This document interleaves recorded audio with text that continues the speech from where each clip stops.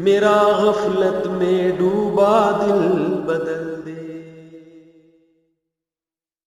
بھائی اور بڑے بھائیوں میں اکثر گھروں میں لڑائیاں ہوتی ہیں. میرے پاس جب کیس آتا ہے نا تو میں آپ کو دل کی بات بتاؤں, زیادہ تر غلطی چھوٹے کی ہوتی ہے.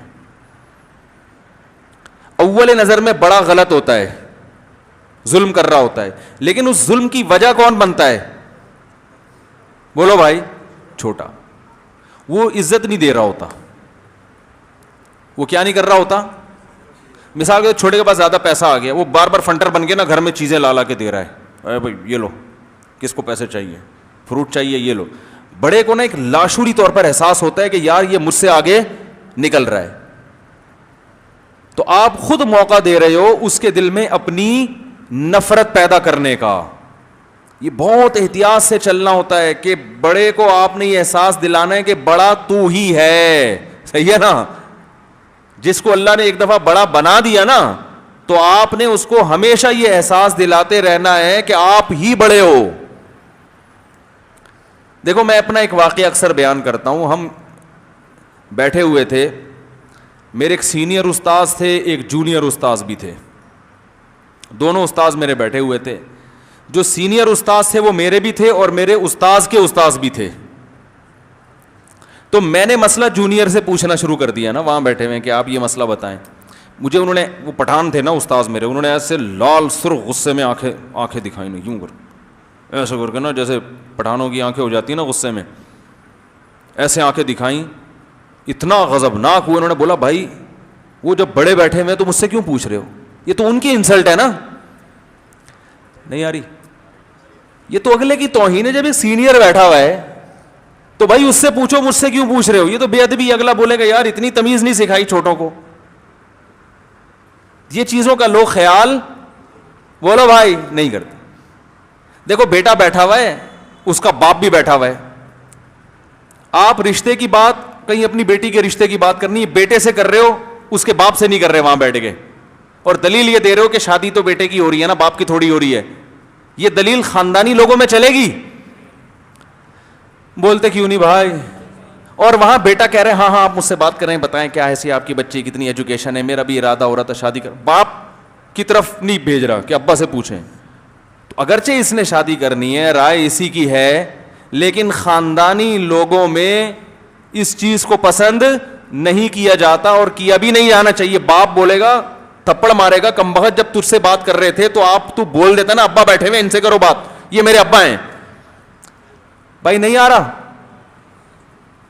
اگر چھپڑ میں کر رہا ہو تو ایک الگ بات ہے, ابا کو پتہ ہی نہیں ہے کہ پہلے سیٹنگ ویٹنگ پوری ہو جائے پھر ابا کی طرف جائیں گے. ٹھیک, باپ موجود ہے, بیٹھا ہوا ہے, بیٹے کے سامنے کسی نے بات کی اور بیٹا خود دلچسپی لے رہا ہے, تو ایسی صورت میں باپ کے دل میں بیٹے کے خلاف, اس بندے کے خلاف تو نہیں ہوگی, بیٹے کے خلاف نفرت پیدا ہوگی کہ اس بیٹے کو اس موقع پہ یہ چاہیے تھا کہ یہ کہتا بھائی میرے والد صاحب بیٹھے ہیں, آپ ان سے بات کریں, یہ میرے بڑے ہیں.